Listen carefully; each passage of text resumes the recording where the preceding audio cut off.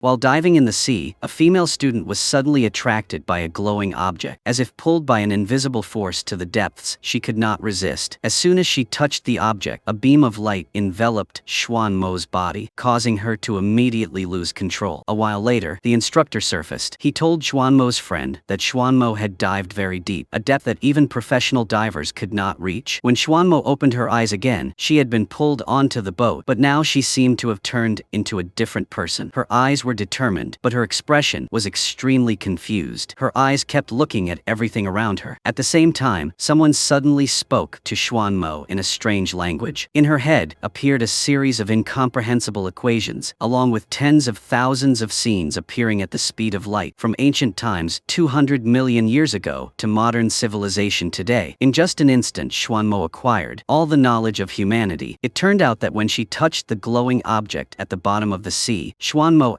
accidentally awakened an alien named Duo Rui. She came from the planet Abudorui and had been sleeping for the past 200 million years. However, Xuan Mo's body was too weak, so she could not immediately accept such a large amount of information. Therefore, Xuan Mo fainted on the spot. Not long after, she stood on the rooftop and wanted to use light to absorb the Earth's knowledge. But today it was cloudy, so Xuan Mo could only download the human dictionary. The doctors thought the patient intended to do something foolish, so they hurriedly went to persuade her. When Xuan Mo prepared to step down, the doctors intended to inject her with a sedative. Unexpectedly, Xuan Mo knocked the needle away, and it stabbed straight into the doctor. At this time, Xuan Mo's mother arrived, but the daughter did not recognize her. Then she fainted from absorbing too much knowledge. Xuan Mo's mother did not know that her child had turned into an alien. At this time, in the girl's eyes, the Earth was truly too backward. The mother even thought her daughter was sick to the point of affecting her brain, so she asked Xuan Mo what E plus E equaled. The alien thought she was insulting her, so she didn't bother to answer. But this made the mother even more certain that her daughter's mind had a